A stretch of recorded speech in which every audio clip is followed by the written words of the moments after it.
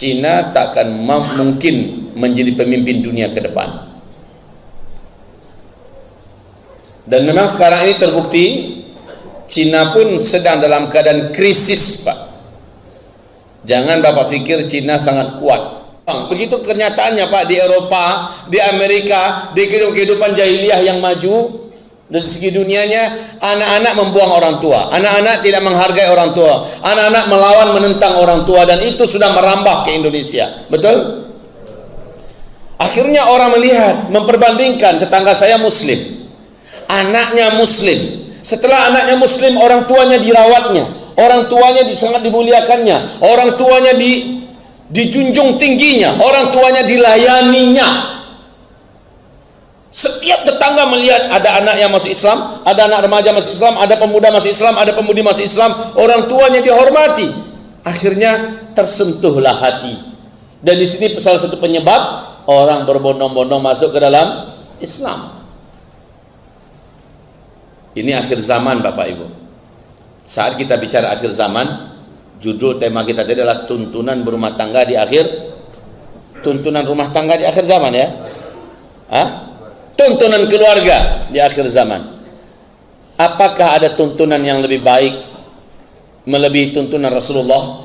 Apa yang dinyatakan oleh Imam Malik bin Anas, gurunya Imam Syafi'i, inna hadhil ummah la tasluhu illa bima saluha bihi awwaluha. Bangsa ini, umat ini tidak akan pernah menjadi baik kecuali mereka meniru apa yang menyebabkan generasi awal-awal dulu baik. Generasi awal dulu itu yang dimaksud oleh Rasulullah, oleh Imam Malik bin Anas siapa?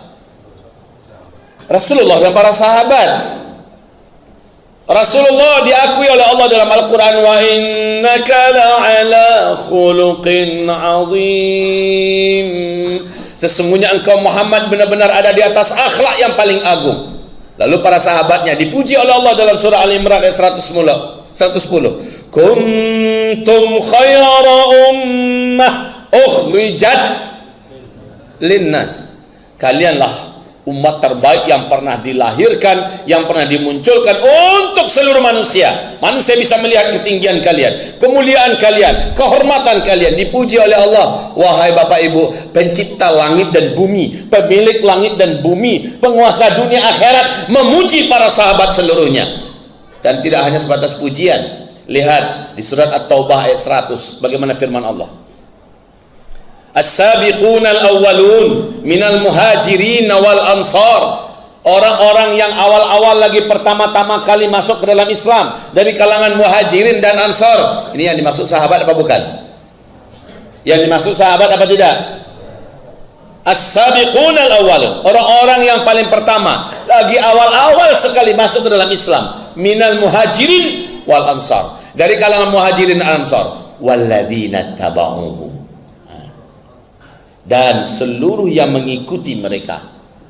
Siapa saja manusia umat Nabi Muhammad mengikuti para sahabat di ihsan, dengan total mengikuti, dengan sebaik-baik mengikuti. Radhiyallahu anhum wa radu anhu, Allah ridha kepada mereka semua yang mengikuti para sahabat-sahabat sebagaimana Allah ridha dengan para sahabat-sahabat itu. Masya Allah, Pak.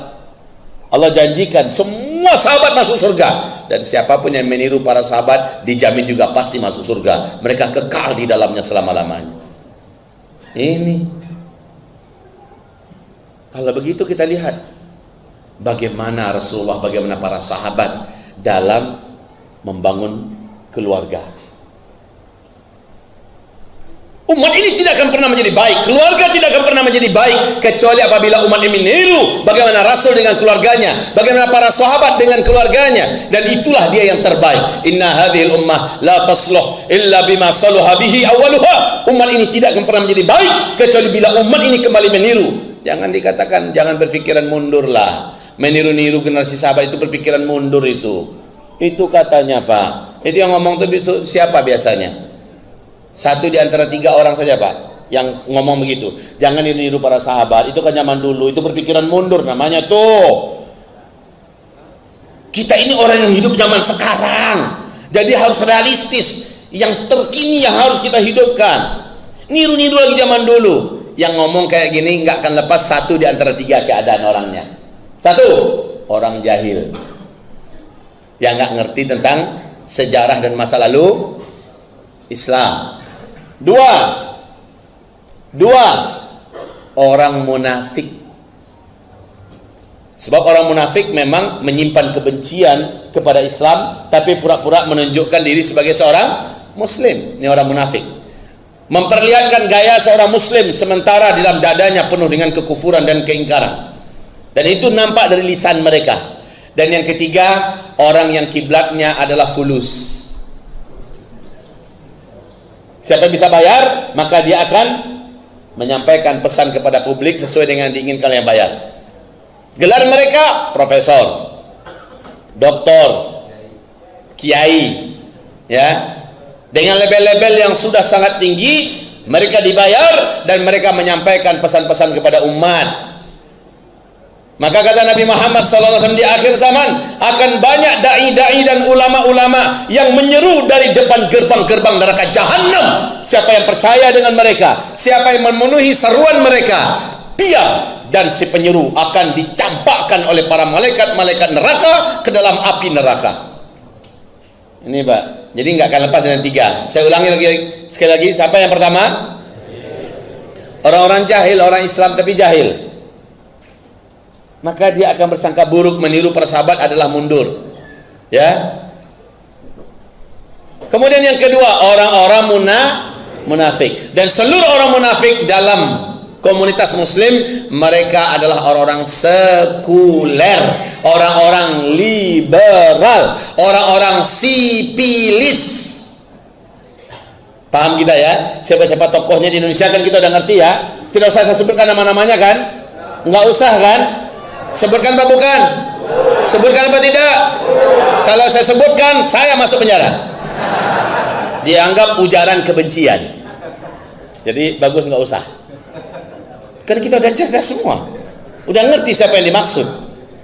Nah yang ketiga, baru orang yang kiblatnya adalah fulus. Taib ibadah Allah yang kami muliakan, kita kembali kepada topik kita. Masalah rumah tangga ini bukan masalah yang sebatas dunia. Tapi Allah Subhanahu wa taala berfirman di dalam Al-Qur'an bahwa kebanyakan umumnya manusia di muka bumi ini berbangga-bangga dengan keluarga dan keturunan. Anak saya kuliahnya di Kanada, anak saya kuliahnya di Sydney, anak saya kuliahnya di Oxford, anak saya kuliahnya di Cambridge, anak saya kuliahnya, anak saya sudah jadi bupati, anak saya jadi gubernur, anak saya jadi, Masya Allah, ini orang-orang tua Malang Pak. Orang-orang tua miskin, sebab punya anak tidak berguna untuk si orang tua, tapi hanya berguna untuk dirinya saja. Orang tua hanya bisa berkata, itu anak saya. Tapi ketika dia mati, gubernurnya bermanfaat nggak untuk orang tuanya? Tidak. Komisaris utama di sebuah perusahaan bonafit Indonesia bermanfaat nggak untuk orang tuanya? Tidak. Apa yang bermanfaat untuk orang tuanya? Ketakwaan si anak baru bermanfaat untuk orang tua. Di akhirat kelak, Masya Allah, orang-orang tua akhirnya diseret oleh anak-anaknya ke dalam neraka. Sekali lagi saya katakan, rumah tangga bukan hanya sebatas dunia, tapi sampai kepada urusan akhirat. Ini akhir zaman Pak. Sangat banyak anak-anak yang karena kita awam, kita sekolahkan anak kita di sekolah SD umum, lalu ke SMP umum, lalu ke SMA, lalu ke perguruan tinggi. Kita sekolahkan mereka tinggi-tinggi. Hidup kita habiskan untuk membesarkan anak. Semua pencarian kita, penuh keringat kita, begadang betanggang kita demi anak. Ternyata anak hanya dibesarkan fisiknya, dibesarkan gelarnya, ternyata ruhnya tidak kita miliki. Ruhnya diisi oleh barat, oleh timur, oleh setan, sehingga si anak menjadi orang-orang yang tidak kenal dengan Allah. Taib, orang tuanya mati, langsung si anak merampas hasil pencarian orang tuanya atas nama warisan. Bahkan belum lagi mati orang tuanya, si anak sudah mendesak orang tuanya bagi-bagi sekarang. Belum lagi mati Pak, kalau perlu disuntik mati orang tuanya. Ibarat Allah yang kami muliakan, lihat sekali lagi, akhir zaman, awal zaman adalah sama-sama dalam bungkusan zaman. Maka imam dalam zaman ini adalah awal. Ibarat lokomotif dari sebuah kereta yang bergerak dan berjalan adalah paling di depan. Mana ada lokomotif itu di belakang? Ya, di tengah-tengah, paling di depan. Yang paling di depan dari umat ini adalah Rasulullah SAW dan para sahabat. Wahai Bapak Ibu yang kami muliakan, maaf, jangan Bapak Ibu berpikir rumah tangga ini urusan dunia.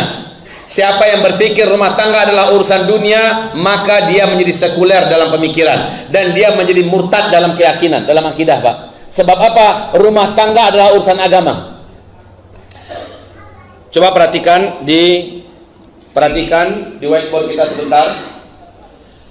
Yang pemikiran sekuler itu adalah memisahkan antara agama dengan dunia.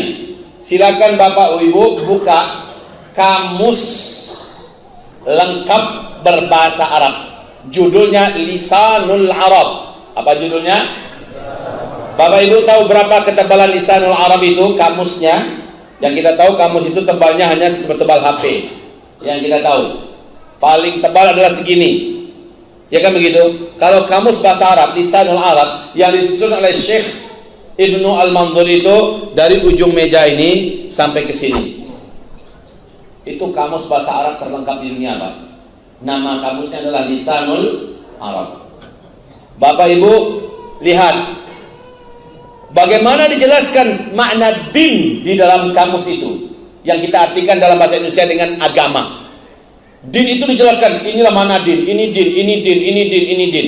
Dinul Islam, lakum dinukum waliya din. Ternyata makna din itu adalah meliputi perkara berikut. Satu, ini makna din ya, meliputi perkara akidah, keyakinan, kepercayaan. Kedua, meliputi perkara amalan dan ibadah. Ini makna din ya, amalan dan ibadah. Yang ketiga, makna din meliputi perkara hukum, baik hukum fikih syariat, halal haram sah batal mandub makruh mubah dan sebagainya, ataupun hukum pidana perdata. Ini perkara Islam. Din itu membahas masalah akidah, amalan ibadah, hukum. Kalau kita kaji-kaji ini Bapak Ibu, ada upaya untuk mengatakan hukum ini adalah urusan pemerintah, ini adalah urusan negara, jangan masuk-masuk dengan agama. Sesat orang itu, Pak, murtad dia. Karena hukum adalah urusan Allah. Dalilnya dalam Al-Quran, inil hukmu illa lillah. Yang berhukum dengan hukum adalah hak Allah. Ini ada manusia yang mengatakan urusan hukum adalah urusan pemerintah, dan urusan negara, jangan menguruskan agama di sini. Sekuler. Itu disebut dengan sekuler. Orang berzina ada hukumannya menurut Allah. Orang mencuri, orang merampok, orang membunuh ada hukumannya menurut Allah. Sekarang manusia merampas hak Allah itu dan diletakkan pada dirinya, dia buat hukum sendiri. Maka orang ini disebut murtad. Yang keempat, ini adalah urusan agama. Yang keempat yaitu seluruh yang berhubungan dengan masalah akhlak. Akhlakul karimah ya, akhlak, adab, etika dan sebagainya. Dan yang kelima, nah ini yang paling luas, muamalah. Hubungan antara satu manusia dengan manusia yang lain dalam kehidupan dunia ini. Nah, muamalah ini adalah pendidikan, pernikahan dengan segala turunannya, ya, sampai pada talak, warisan dan segala macamnya. Kemudian pengobatan, kesehatan, medis, ya, medis, pengobatan, kesehatan dan sebagainya. Kemudian budaya, seni, budaya dan seni, musik apa yang boleh, musik apa yang tidak boleh dan seterusnya. Kemudian bisnis, ekonomi, terus politik. Ini juga seringkali orang mengatakan, ini urusan politik. Jangan bawa masjid ke urusan politik, jangan bawa agama ke dalam politik. Politik tidak boleh dibawa ke agama, kotor agama. Agama ini suci, jangan dibawa ke politik, maka akan jadi ternoda agama. Sesat itu, pernyataannya menyesatkan itu. Wahai Bapak Ibu, politik adalah wilayahnya Islam. Bahkan Nabi Muhammad ketika beliau sudah pindah ke Madinah Al-Munawwarah, sejak itu Nabi Muhammad menjadi pimpinan sebuah pemerintahan besar. Dia kelola urusan-urusan berkaitan dengan politik secara sempurna, dan itu diselesaikan di dalam masjid. Betul tidak? Saya tanya pada Bapak Ibu semua, selama Nabi memimpin di Madinah, beliau adalah pimpinan dari sebuah pemerintahan yang kuat dan besar apa tidak? Betul? Tidak ada negeri, tidak ada negara di muka bumi yang saat itu tidak kenal dengan pemerintahan yang super aman, super damai, super kuat yang ada di Madinah Al-Munawwarah. Nabi Muhammad adalah pimpinan. Tapi ketika itu, sampai Nabi meninggal, ada nggak Nabi punya istana khusus? Ada tidak? Semua masalah politik dibahas dan dipecahkan oleh Nabi Muhammad di dalam masjid. Nabi meninggal diganti oleh Abu Bakar. Abu Bakar sampai meninggal dunia melanjutkan kepemimpinan khilafah Islamiyah. Yang pertama, apakah Abu Bakar mendirikan istana sendiri? Lalu semua masalah politik diselesaikan di masjid apa tidak? Betul tidak? Berarti masjid adalah ruang ibadah, dan ibadah itu maknanya luas. Ya. Ini masalah politik, jangan bawa ke masjid. Kan ini kotori agama ya. Jangan nodai masjid dengan politik. Politik praktis iya, politik praktis iya, akan tetapi politik dalam makna yang umum dan luas adalah kewajiban kita mencerdaskan umat. Pemimpin mana yang boleh dipilih, pemimpin mana yang tidak boleh dipilih, siapa yang boleh kita angkat jadi pemimpin, kapan kita akan turunkan pemimpin, bagaimana cara menurunkan pemimpin, bagaimana cara mengelola rakyat, bagaimana cara di masa-masa damai, bagaimana perang, bagaimana itu adalah politik. Pak, luas sekali ruang lingkupnya, dan masjid adalah tempatnya, markasnya, sentralnya. Bapak mungkin ibu masih ingat bagaimana Umar bin Khattab radhiyallahu anhu dicari-cari orang Yahudi yang datang dari Mesir karena ingin menuntut keadilan. Umar bin Khattab sedang duduk di bawah batang pohon, sedang menunggu jemuran yang kering. Di masa pemerintahan Umar bin Khattab ya, lagi menunggu jemurannya yang baru dicuci. Pak, saya mau tanya, Umar bin Khattab itu di mana? Apa kata Umar? Kamu siapa? Saya Pak, orang Yahudi. Saya dari Mesir. Saya sudah tanya kemana-mana orang-orang, nggak ada yang tahu di mana istananya Umar. Saya mau tanya, Umar bin Khattab di mana? Lalu Umar bertanya, kamu mau ngapain dengan Umar bin Khattab? Ada perkara penting Pak, tunjukkan saya istananya. Umar menunjuk ke masjid, itu dia istananya. Ke masjid ditunduknya Pak. Iya, semua orang bilang, semuanya orang menunjuk ke masjid. Sekarang saya mau temui Umar. Di mana Umar? Saya Umar. Kamu mau apa? Kaget ya. Masa ya Bapak orang terbesar, terhebat yang pernah kami dengar di dunia ini, seorang diri Pak tanpa pengawalan. Ya kayak ginilah kami di sini aman, damai. Tidak ada yang perlu kami khawatirkan. Jadi negara itu Pak kalau sudah mulai kacau, ditakutkan, dikhawatirkan. Begitu Pak pengawalnya banyak sekali. Kalau negeri itu aman, presidennya tenang Pak, sendirian duduk seorang diri kayak Umar bin Khattab nunggu jemuran, tenang-tenang aja. Kamu mau ngapain? Pak, saya mau begini, saya mau untuk keadilan. Gubernur Bapak di sana gini. Oh ya gitu. Lalu Umar bin Khattab memberikan isyarat dan diberikan ke gubernurnya di Mesir. Selesai langsung acara. Ya, ini singkatnya saja. Ya, sampai meninggal Umar bin Khattab, istananya tetap dikatakan adalah masjid. Kalau politik adalah urusan yang terpisah daripada agama dan itu adalah kotor, ngapain dibawa ke masjid selama ini? Betul tidak? Oke, sekali lagi, masjid adalah tempat ibadah dalam artian luas. Oke? Pendidikan, pernikahan, medis, budaya, seni, ekonomi, politik dan lain-lain, ya. Itu semuanya adalah perkara muamalah, dan ini dibahas dalam Islam. Yang sekuler itu adalah memisah-misahkan. Yang kita terima dalam Islam dan kita ambil dari Islam adalah akidah, amalan ibadah, akhlak. Adapun masalah hukum, ini bukan bahan wilayah Islam. Muamalah sebagian saja kita ambil, sebagian yang lain kita tinggalkan. Apa firman Allah dalam Al-Quran surah Al-Baqarah? Afatu'minuna bi ba'dil kitab wa takfuruna bi ba'd fama jazaa'u man yaf'alu dhalika minkum illa khizyun fil hayatid dunya wa yawmal qiyamah وَيَوْمَ الْقِيَامَةِ يُرَدُّونَ إِلَى أَشَدِّ الْعَذَابِ وَمَا اللَّهُ بِغَافِلٍ عَمَّا تَعْمَلُونَ. Kamu mengambil Islam setengah-setengah. Akidahnya kamu ambil, amalan ibadahnya kamu pakai, akhlaknya kamu amalkan, tetapi hukum kamu tinggalkan. Muamalah, urusan ekonomi tidak kamu pakai Islam, urusan politik kamu campakkan Islam, urusan pendidikan kamu tidak pedulikan Islam. Fama jazaa'u man yaf'alu dzalika minkum illa khizyun fil hayatid dunya. Yang berani di antara kamu melakukan cara beragama begitu, aku hinakan selama dia hidup di dunia. Wa yaumal qiyamah, wa yaumal qiyamah, dan kelak pada hari kiamat, yuradduna ila asyaddil azab, mereka akan dikembalikan kepada azab yang sangat keras, azab yang sangat keras. Jangan coba-coba menjadi seorang sekuler. Hukum sekuler adalah murtad. Alhamdulillah saya nggak nyebutkan nama ya, selamat saya.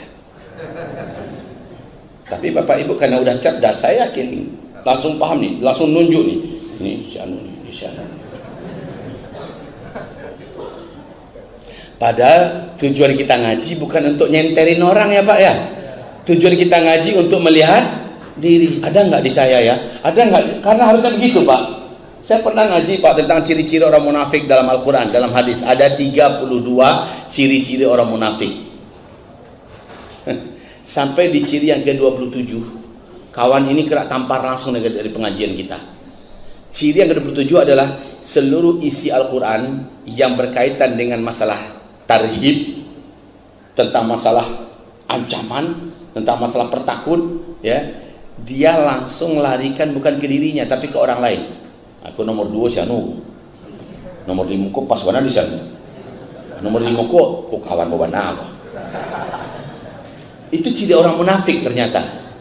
Pengajian dia tujukan untuk orang lain. Orang mukmin itu apa? Pengajian itu dia ngaji adalah untuk dirinya. Mana yang pada diri saya harus saya perbaiki, mana pada diri saya yang harus saya awasi, jangan sampai saya termasuk yang diperingatkan oleh Allah dan oleh Rasulullah Sallallahu Alaihi Wasallam. Tapi kalau orang munafik kan enggak gitu Pak.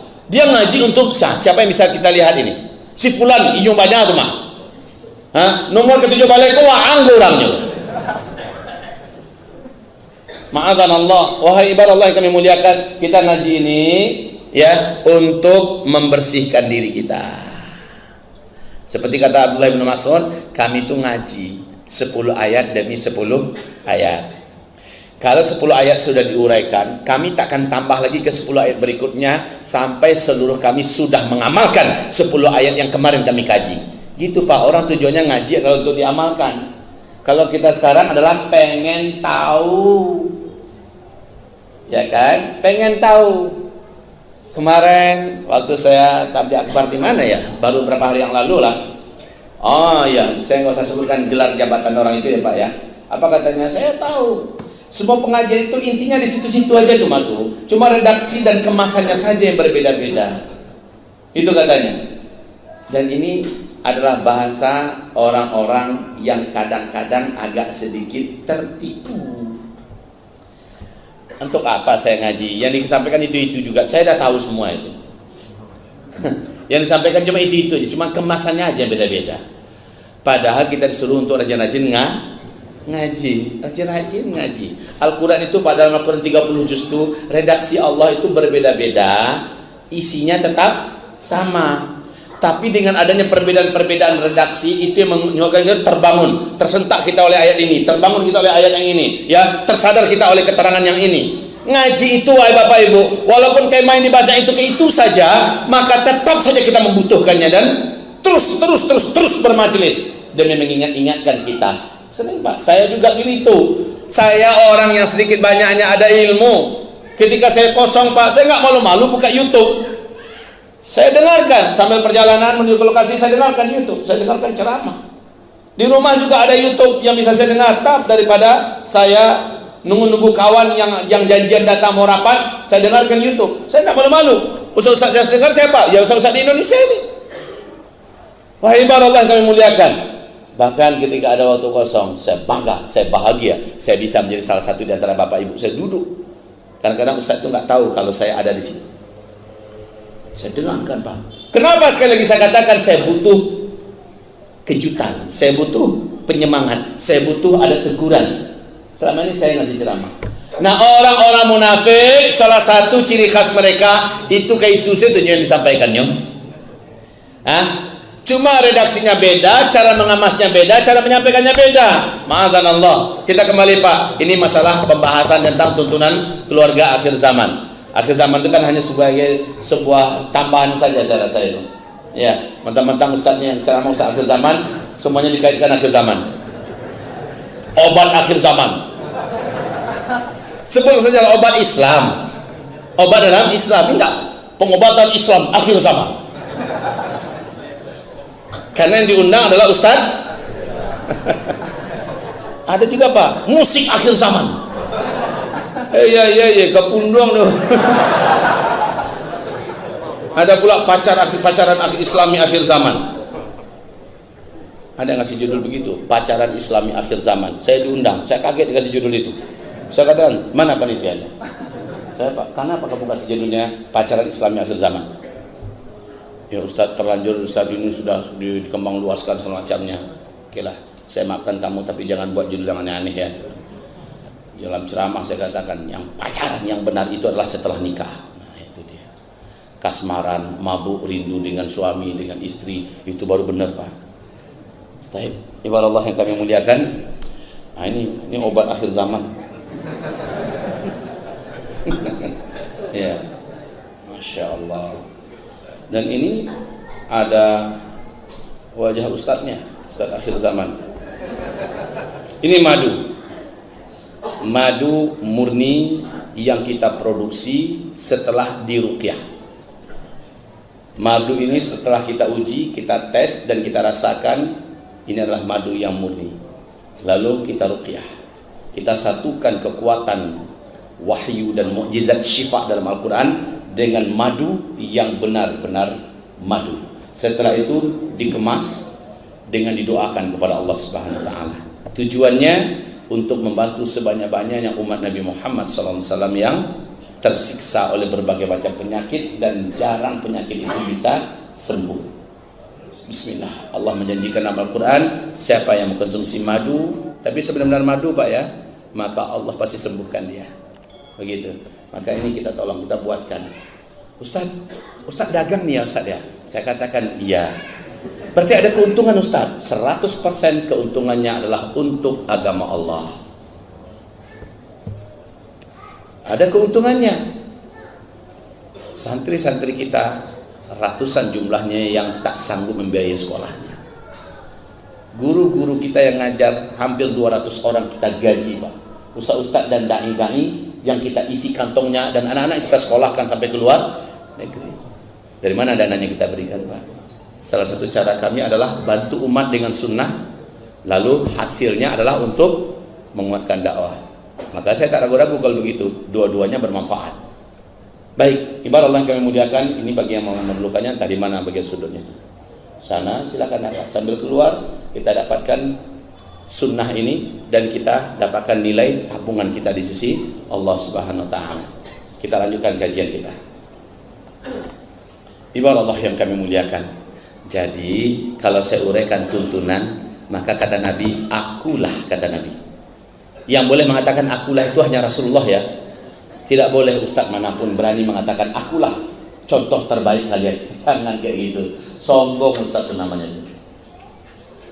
Saudara-saudara, saudari-saudari, siapa saja yang meniru rumah tangga tidak seperti yang saya contohkan, maka rumah tangga itu sesat dan terjauh dari rahman Allah. Itu ustaz sombong. Dan belum pernah saya dengar ada ustaz yang kayak gitu. Alhamdulillah. Alhamdulillah.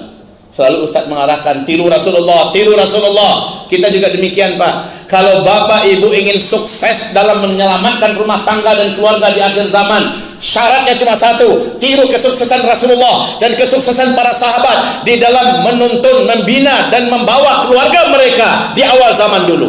Maka di akhir zaman itulah solusinya. Inna hadhil ummah la tasluh illa bima salaha bihi awwaluha. Umat ini tidak akan pernah menjadi baik, tidak akan pernah menjadi benar, tidak akan pernah menjadi selamat kecuali bila mereka meniru generasi awal Islam dulu. Udah itu aja kuncinya Pak. Kuncinya cuma di situ. Sampai di sini Bapak Ibu sudah bisa paham? Sudah bisa paham? Maka kesimpulan kita adalah laqad kana lakum fi Rasulillah. Lanjut. Uswatun hasanah liman kana yarjullaha wal yawmal akhir wa dzakarallaha katsiran. Siapa saja yang menginginkan ridha Allah dan cinta Allah, siapa saja yang menginginkan masuk ke dalam surga Allah, siapa saja yang ingin selamat di dunia dan di akhirat, maka hendaklah dia meniru Rasulullah sallallahu alaihi wasallam. Oh Ustaz,